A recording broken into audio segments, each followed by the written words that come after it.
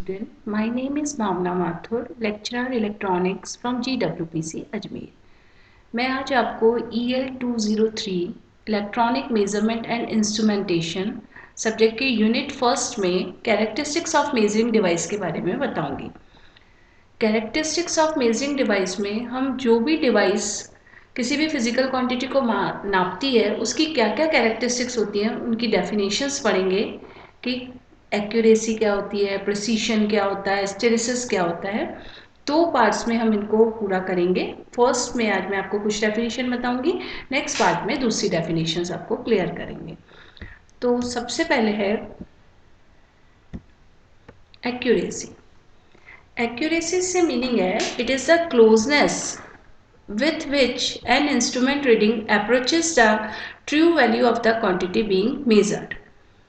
मतलब जो हमने क्वांटिटी मेज़र की है वो उस फिजिकल क्वांटिटी की ट्रू वैल्यू के कितना पास है वो मेज़र किया जाता है एक्यूरेसी से।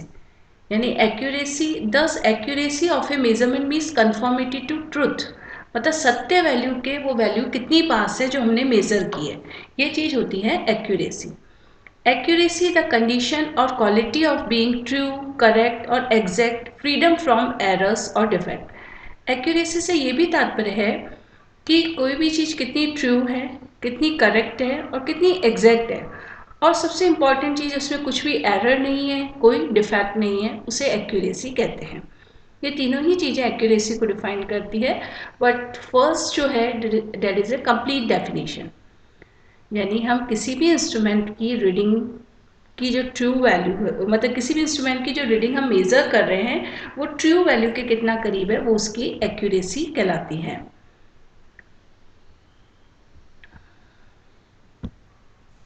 नेक्स्ट है precision.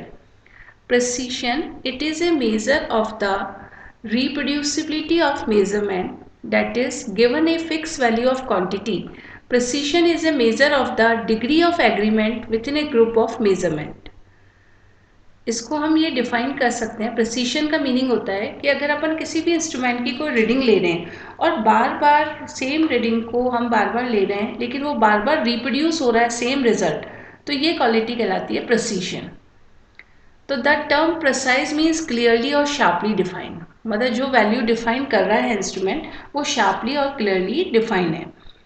The ability of a measurement to be consistently reproduced, मतलब जो रिजल्ट अभी इंस्ट्रूमेंट ने शो किया है वो बार बार मेजर करने पे भी अगर सेम वैल्यू प्रोड्यूस कर रहा है तो ये चीज़ कहलाएगी प्रिसीशन। अब कोई इंस्ट्रूमेंट है उसका प्रिसीशन बहुत अच्छा है तो ये कोई आवश्यक नहीं है कि उसकी एक्यूरेसी भी अच्छी हो, लेकिन अगर कोई इंस्ट्रूमेंट एक्यूरेट है तो उसका प्रिसीशन भी अच्छा होगा। मतलब प्रिसाइज से मीनिंग है कि जो रिजल्ट हम मेजर कर रहे हैं वो बार बार रिप्रोड्यूस हो, और जबकि एक्यूरेसी से मतलब था कि वो ट्रू वैल्यू के वो रिजल्ट कितना क्लोज है।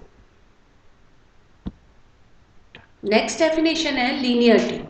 Linearity means output is linearly proportional to the input. तो linearity is the property of a mathematical relationship that can be graphically represented as a straight line. Means अगर हम output और input के बीच graph खींचें और अगर वो एक स्ट्रेट लाइन आता है तो हम कहेंगे कि उनमें रिलेशन कैसा है, लीनियर है या लीनियरिटी है उसमें। तो linearity means output is linearly proportional to input. जब हम लीनियरिटी में दो चीज़ों के बीच में ग्राफ खींचते हैं तो वो ग्राफ एक स्ट्रेट लाइन आता है। तो इसको हम ग्राफ से ज़्यादा क्लियर हो जाएगा हमारे को कि लीनियरिटी का क्या मीनिंग है। इस ग्राफ में एक्स एक्सिस पे हमने इनपुट लिया है और वाई एक्सिस पे हमने आउटपुट लिया है। यहाँ पे हम देख रहे हैं कि इनपुट और आउटपुट के बीच में जो लाइन है वो स्ट्रेट लाइन आ रही है। इसका मतलब इनपुट और आउटपुट एक दूसरे के लीनियर हैं, यानी एक दूसरे के डायरेक्टली प्रोपोर्शनल है। तो ये मीनिंग होता है लीनियरिटी का। नेक्स्ट है हिस्टेरिसिस। हिस्टेरिसिस क्या है? It is a non coincidence of loading and unloading curve. अब ये लोडिंग कर्व क्या होता है, अनलोडिंग कर्व क्या होता है, ये भी हम देखते हैं। तो अगर नॉन कोइंसिडेंस का मतलब है लोडिंग कर्व और अनलोडिंग कर्व का असंपाती होना, यानी एक दूसरे को वो कोइंसाइड नहीं करते हैं, तो उसे हम क्या कहते हैं, हिस्टेरिसिस कहते हैं। या दूसरी डेफिनेशन हम ये कह सकते हैं बी का एच से पीछे रह जाना हिस्टेरिसिस कहलाता है। Lagging of the flux density B of a ferromagnetic material such as iron behind variation of the magnetizing field is also called hysteresis। मतलब फ्लक्स डेंसिटी B जो है इसका मैग्नेटिक फील्ड H से पीछे रह जाना हिस्टेरिसिस कहलाता है।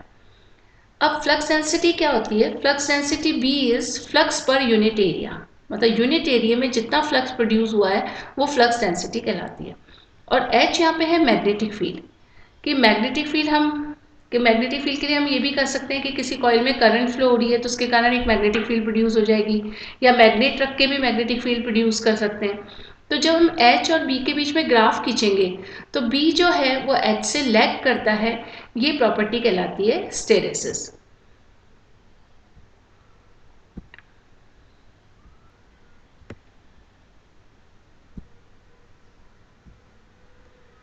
अब हम समझेंगे कि हिस्टेरेसिस होता क्या है। When ferromagnetic materials are placed within a coil of wire carrying an electric current, the magnetic field H caused by the current forces some or all of the atomic magnets in the material to align with the field। यानी कहने का मतलब है कि अगर किसी भी coil में करंट फ्लो हो रही है तो उसके कारण एक मैग्नेटिक फील्ड H प्रोड्यूस होगी। इस मैग्नेटिक फील्ड के कारण जो हमारा, अगर उस मैग्नेटिक फील्ड में कोई फेरोमैग्नेटिक मटेरियल रखा है तो उसके जो मैग्नेट्स हैं, एटॉमिक मैग्नेट्स हैं, वो एक पर्टिकुलर फील्ड के डायरेक्शन में क्या हो जाएंगे? अलाइन हो जाएंगे। अब the net effect of this alignment is to increase the total magnetic flux density। इससे B की वैल्यू बढ़ेगी। The aligning process does not occur simultaneously or in step with the magnetizing field but lags behind it।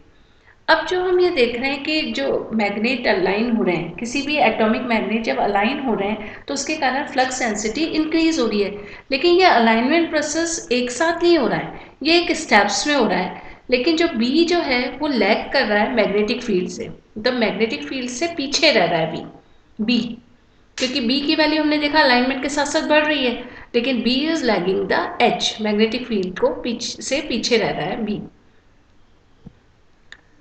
तो अगर if the intensity of the magnetic field is gradually increase, अगर हम H की value धीरे धीरे बढ़ाते हैं, the magnetic flux density B rises to a maximum और saturation value at which all of the atomic magnets are aligned in the same direction. यानी आप मैग्नेटिक फील्ड की इंटेंसिटी को धीरे धीरे बढ़ाते हैं तो मैग्नेटिक फ्लक्स भी बढ़ता है और वो अपनी मैक्सिमम वैल्यू पे पहुंचता है या फिर सैचुरेशन स्टेट तक आ जाता है। उस समय क्या होता है, जो हमारे एटॉमिक मैग्नेट्स हैं वो सेम डायरेक्शन में कंप्लीट अलाइन हो चुके हैं जब बी की वैल्यू मैक्सिमम हो जाती है। When the magnetizing field is diminished, अब हम अगर मैग्नेटिक फील्ड को कम करते हैं तो the magnetic field flux density decreases again lagging behind the change in field strength H। तो जब हम H को कम कर रहे हैं तो B भी कम हो रहा है, लेकिन वो उसको लैग कर रहा है अभी भी H को। In fact, when H has decreased to 0, जब H की वैल्यू 0 हो जाती है, B still has positive value called the remanence or retentivity, which has a high value for permanent magnets। इसमें कहने का मतलब है, अभी हमने क्या H को बढ़ाया तो हमारा B भी बढ़ा। जब B मैक्सिमम हो गया उसके बाद अगर हम H को कम करते हैं तो B भी कम होता है, बट वो H को लैग करता है।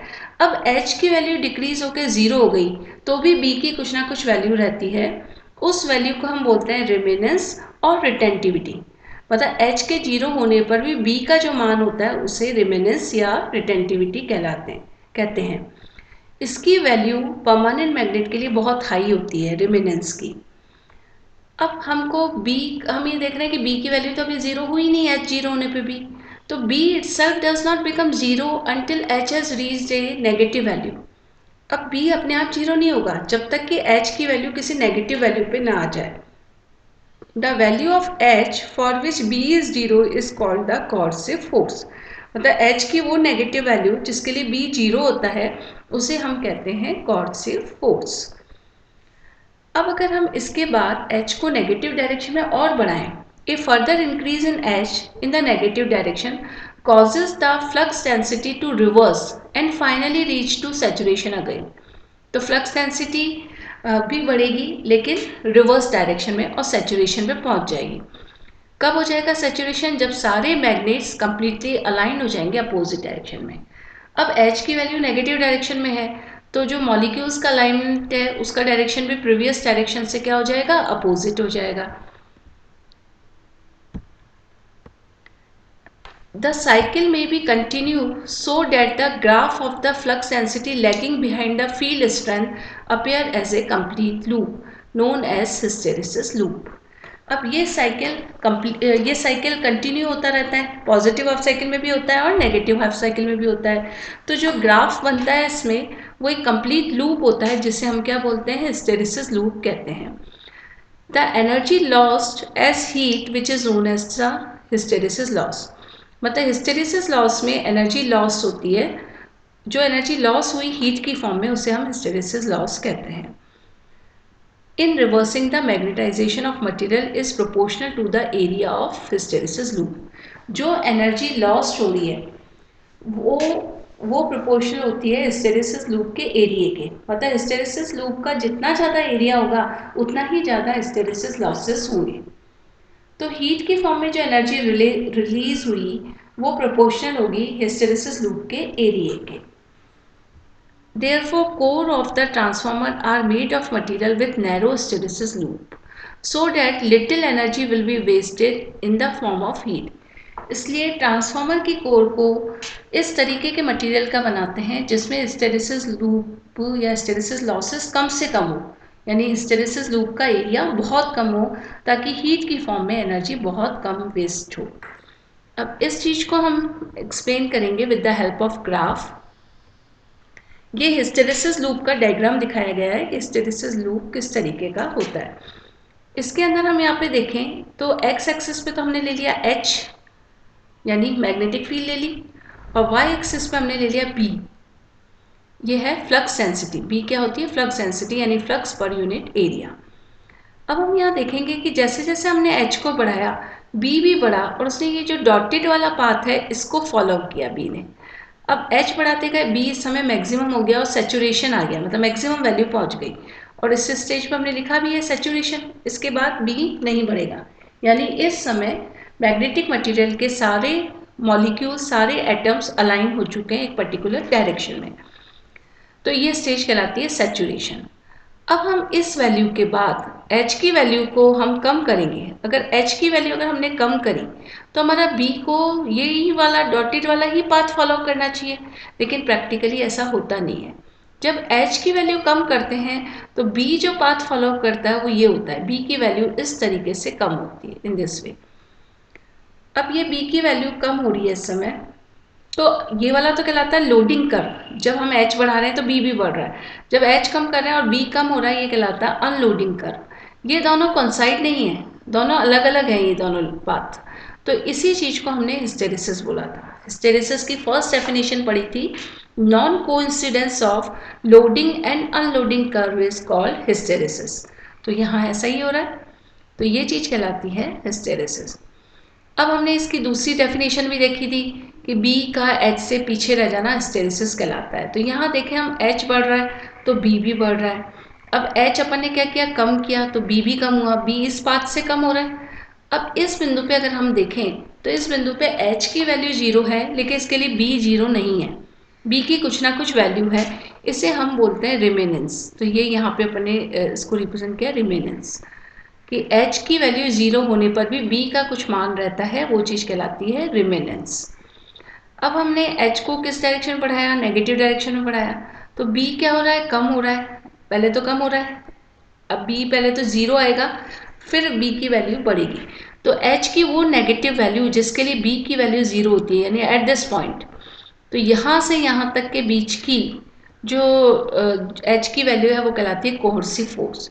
यानी कोहर्सिव फोर्स वो पॉइंट हो गया, H की वो नेगेटिव वैल्यू जिस पे B 0 होता है उसे हम कहते हैं कोहर्सिव फोर्स।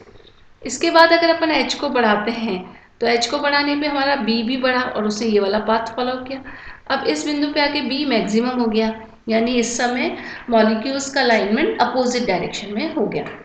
अब मैक्सिमम और सैचुरेशन कंडीशन के बाद जब हम इसको कम करते हैं H को, तो B भी कम होता है। इस बिंदु पे H 0 हो गया, लेकिन B की वैल्यू फिर भी रही, जो कि हमने पहले रिमेनेंस देखा था पॉजिटिव साइकिल में। अब उसके बाद वापस से अपन h की वैल्यू पॉजिटिव में बढ़ाते हैं, तो h की एक पॉजिटिव वैल्यू भी आई जिसपे b की वैल्यू 0 हो गई। ये चीज़ कहलाई कोर्सिव फोर्स। अब वापस से अगर आप h को बढ़ाते हो तो b भी बढ़ेगा। तो यहाँ हमने ये देखा कि b का h से पीछे रह जाना हिस्टेरिसिस कहलाता है। तो ये दोनों डेफिनेशन हमारी इस डायग्राम से क्लियर हो जाती है। अब जो ये लूप फॉर्म हुआ, ये जो लूप फॉर्म हुआ पूरा, इस लूप का जो एरिया है इस कंप्लीट लूप का, वो हिस्टेरिसिस लॉस कहलाता है। जितना ज़्यादा इसका एरिया होगा हिस्टेरिसिस लॉसेस उतने ही ज़्यादा होंगे। नेक्स्ट डेफिनेशन है थ्रेशोल्ड। थ्रेशोल्ड क्या होता है? अगर हम if the instrument input is increasing very gradually from 0, then there will be some minimum value below which no output change can be detected. The minimum value defines the threshold of the instrument. तो threshold का meaning हो गया minimum input value which can be detected at output. मतलब अगर हम 0 से start करें, यानी मिनिमम इनपुट वैल्यू जिसके लिए आउटपुट डिटेक्ट होता है, वो थ्रेशोल्ड हुआ। तो हम 0 से जब रीडिंग को, किसी भी इंस्ट्रूमेंट के इनपुट को जब 0 से बढ़ाना शुरू करते हैं, तो कुछ मिनिमम 0 पे हम देखते हैं आउटपुट भी 0 रहता है, लेकिन 0 के बाद कुछ एक मिनिमम वैल्यू होती है जिसमें हम आउटपुट चेंज को डिटेक्ट कर सकते हैं। तो वो मिनिमम वैल्यू कहलाती है थ्रेशोल्ड ऑफ द इंस्ट्रूमेंट। और इसको हम ऐसे डिफाइन कर सकते हैं, it can be define as a noticeable measurable change. यानी आउटपुट में एक नोटिसेबल, जो नोटिस कर सकते हैं हम, उस तरह का अगर कोई चेंज आता है तो वो चीज़ कहलाती है थ्रेशोल्ड। तो थ्रेशोल्ड की एक और डेफिनेशन है the smallest change in the measurand. मतलब जो क्वांटिटी हम मेजर कर रहे हैं उसमें smallest change that produce a detectable change in the instrument output. जो इंस्ट्रूमेंट के आउटपुट में एक डिटेक्टेबल चेंज करेगा। जैसे मिनिमम इनपुट जिसके लिए हमें आउटपुट मिल रहा है वो कहलाता है थ्रेशोल्ड। थ्रेशोल्ड के बाद है नेक्स्ट है resolution. If the input is slowly increase from some arbitrary input value, it will again be found that the output does not change at all until a certain increment is exceeded. This increment is called resolution or discrimination of the instrument. अब इसका meaning ये है कि पहले resolution में तो हम क्या बोलेंगे कि इनपुट को हम बढ़ा रहे हैं, धीरे धीरे इनपुट बढ़ा रहे हैं, तो कुछ आर्बिट्री वैल्यू यानी इनिशियल वैल्यू, मान लीजिए अगर वोल्टेज बढ़ा रहे हैं तो 1 वोल्ट है, 1 वोल्ट से अगर हम वोल्टेज बढ़ाना शुरू किया तो मतलब मिनिमम हम कितना चेंज करें जिसके लिए कुछ सर्टेन इंक्रीमेंट आउटपुट में होगा, कुछ आउटपुट आपको मिलेगा। ये जो इंक्रीमेंट है ये रिजोल्यूशन कहलाता है। जैसे हम एक एग्जांपल से इसको कंसिडर करते हैं कि जैसे हमने एक वोल्ट मीटर लिया, उस वोल्ट मीटर का 0 से 1, 1 से 2, 2 से 3, ऐसे 10 वोल्ट तक वो मेज़र कर सकता है। अब 1 से 2 वोल्ट के बीच में 10 पार्ट्स हैं उसमें, तो एक पार्ट बराबर हो गया 0.1 के। तो अगर आप 1 वोल्ट से रीडिंग जब 1.1 करोगे तभी आउटपुट में आप उसको डिटेक्ट कर सकते हो, उससे कम वैल्यू पे आउटपुट में वो डिटेक्टेबल नहीं होगा। तो 0.1 इसका क्या हो गया, रिजोल्यूशन हो गया। तो इस तरह से हम रिजोल्यूशन को डिफाइन करते हैं। रिजोल्यूशन और थ्रेशोल्ड इन दोनों में भी एक बेसिक डिफरेंस है।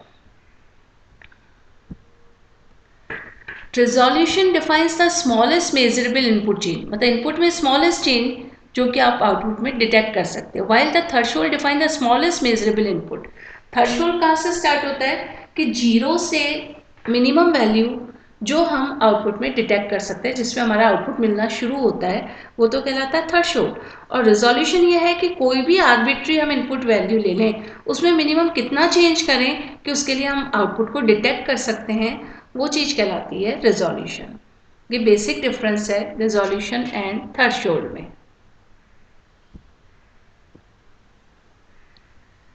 अब नेक्स्ट जो डेफिनेशन है वो हम देखेंगे ट्रू वैल्यू, कि ट्रू वैल्यू क्या होती है।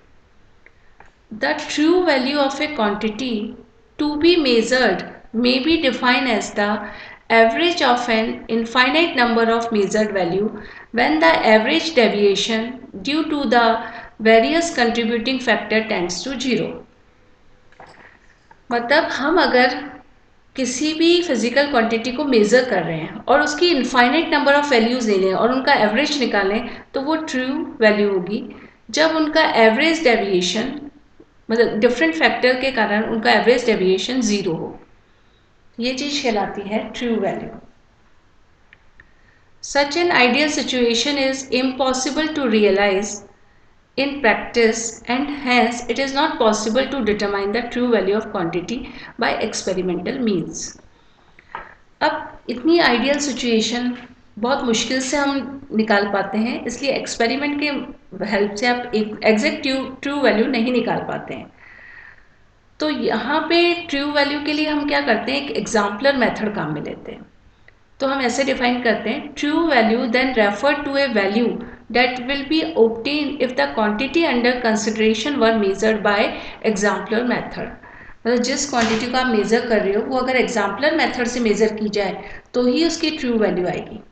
अब एग्जाम्पलर मेथड क्या होता है? एग्जाम्पलर मेथड वो होता है जो कि एक्सपर्ट्स द्वारा एग्री किया जाता है कि हाँ ये मेथड सही है किसी भी फिजिकल क्वांटिटी को नापने के लिए। तो that is a method agreed upon by the expert as being sufficiently accurate. मतलब एक्सपर्ट्स एग्री करते हैं उस मेथड को और वो बहुत एक्यूरेट है for the purpose to which data will ultimately be put to use. मतलब जिस पर्पज के लिए डेटा काम में ले रहे हैं उसके लिए वो मेथड सबसे बेस्ट है, वो कहलाता है एग्जाम्पलर मेथड। तो बेसिकली ट्रू वैल्यू से मीनिंग है कि वो वैल्यू जो कि हम इनफाइनाइट नंबर ऑफ रीडिंग्स लेके उनका एवरेज लेके मेजर करते हैं वो कहलाती है ट्रू वैल्यू। अब हम देखेंगे कि स्टैटिक एरर क्या होता है या एरर क्या होता है।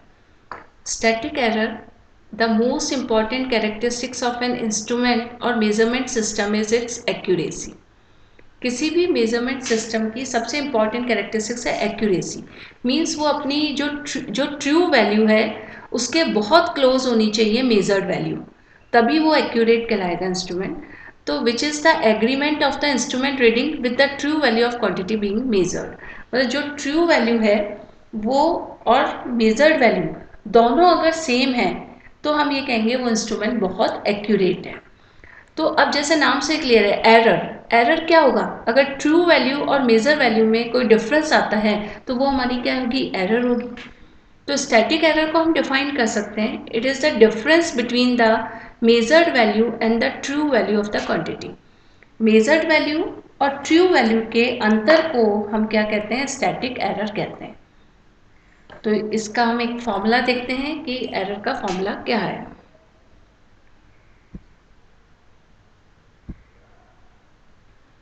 अब जैसे हमने कहा स्टैटिक एरर, स्टैटिक एरर को रिप्रेजेंट करते हैं हम, एरर का भी मैंने बताया कि मेजर्ड वैल्यू और ट्रू वैल्यू का डिफरेंस जो होता है वो स्टैटिक एरर कहलाती है। तो हमने कोई भी फिजिकल क्वांटिटी ले ली ए एम रिप्रेजेंट करता है उस फिजिकल क्वांटिटी की measured value, A T represent करता है उस फिजिकल क्वांटिटी की ट्रू वैल्यू, वास्तविक वैल्यू। मेजर्ड और ट्रू का डिफरेंस जो होता है वो कहलाती है स्टैटिक एरर या एरर, एरर भी बोलते हैं या स्टैटिक एरर भी बोलते हैं। तो यहाँ पे हम देख रहे हैं कि del A is equals to A M minus A T, ये हमने यहाँ पे लिख दिया। ए टी है ट्रू वैल्यू और ए एम है मेजर्ड वैल्यू। अब डेल ए है इसको हम स्टैटिक एरर कहते हैं और ये एब्सोल्यूट एरर भी कहलाती है। तो del A is called the absolute static error और एब्सोल्यूट स्टैटिक एरर को हम रिप्रेजेंट करते हैं एप्सिलॉन नॉट से। तो हमने लिख दिया कि epsilon not is equals to del A, क्योंकि हमने बोला कि एप्सिलॉन नॉट क्या है? एब्सोल्यूट स्टैटिक एरर है जो कि किसके बराबर होती है? स्टैटिक एरर की। तो हमने एप्सिलॉन नॉट को डेल ए के बराबर रख दिया। यहाँ एप्सिलॉन नॉट किसको रिप्रेजेंट कर रहा है? Absolute static error of the quantity. अब ए यहाँ पे है वो फिजिकल क्वांटिटी जिसको हम मेजर कर रहे हैं। It may be voltage, it may be resistance, it may be current, ये कोई भी वैल्यू, ये तो इलेक्ट्रिकल हो गई, इलेक्ट्रिकल क्वांटिटी हो गई। फिजिकल क्वांटिटी में हम ले सकते हैं, हम प्रेशर को मेजर कर रहे हैं, फोर्स को कर रहे हैं। तो जो भी फिजिकल क्वांटिटी मेजर कर रहे हैं उसको ए से रिप्रेजेंट करेंगे।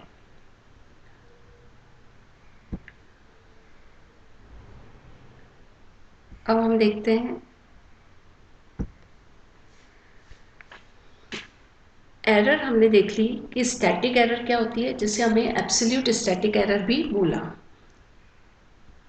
अब किसी भी दस the quality of measurement is provided by the relative static error.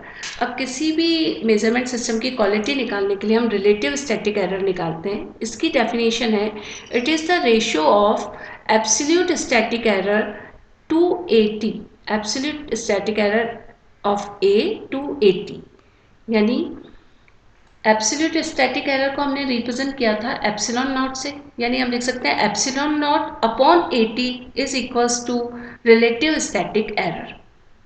तो इसका अगर हम फॉर्मूला देखें रिलेटिव स्टैटिक एरर का, तो वो होता है, इसको एप्सिलॉन आर से रिप्रेजेंट करते हैं, आर रिप्रेजेंट करता है रिलेटिव स्टैटिक एरर। इसका फॉर्मूला होता है absolute error upon true value. Absolute error represent करते हैं डेल ए से और ट्रू वैल्यू रिप्रेजेंट करते हैं AT से। डेल ए को अभी हमने देखा था एप्सिलॉन नॉट बोलते हैं, एब्सोल्यूट स्टैटिक एरर भी बोलते हैं, तो ये हमने यहाँ पे लिख दिया। तो एप्सिलॉन आर का फॉर्मूला हो गया एप्सिलॉन नॉट अपॉन AT। अब अगर हम यहाँ पे परसेंटेज स्टैटिक एरर निकालें, तो परसेंटेज में निकालना है, इस चीज़ को परसेंटेज में करना है, तो हम क्या कर देंगे, इंटू 100 कर देंगे, या यूँ भी लिख सकते हैं हम percentage relative static error is equals to relative static error into 100। हम यहाँ 100 से मल्टीप्लाई करें तो परसेंटेज में निकालने के लिए, या इस एप्सिलॉन आर की ये वैल्यू रख दें यहाँ पे और फिर 100 से करें तो भी ये परसेंटेज एप्सिलॉन आर की वैल्यू आ जाएगी। अब अभी हमने इससे पहले मैंने ये बताया था कि जो एब्सोल्यूट एरर होती है वो होती है मेजर्ड वैल्यू और ट्रू वैल्यू के डिफरेंस के बराबर, यानी del A is equals to AM minus AT था। अगर उस इक्वेशन को अरेंज करें, AT को हम लेफ्ट हैंड साइड ले जाएं और डेल ए को राइट हैंड साइड ले जाएं, तो डेल ए माइनस में हो जाएगा और AT प्लस में हो जाएगा। तो ट्रू वैल्यू को आप ऐसे कैलकुलेट कर सकते हो AM माइनस डेल ए से। अब यहाँ पे डेल ए की वैल्यू अगर हम रखते हैं तो डेल ए की वैल्यू होती है एप्सिलॉन आर AT, ये इस फॉर्मूले से आई, इस फॉर्मूले से। इसमें डेल ए की वैल्यू निकालनी है तो एप्सिलॉन आर और AT को क्या कर देंगे, हम क्रॉस मल्टीप्लाई कर देंगे। तो डेल ए की जगह रख दिया हमने एप्सिलॉन आर AT, तो ये आ गई AT की वैल्यू।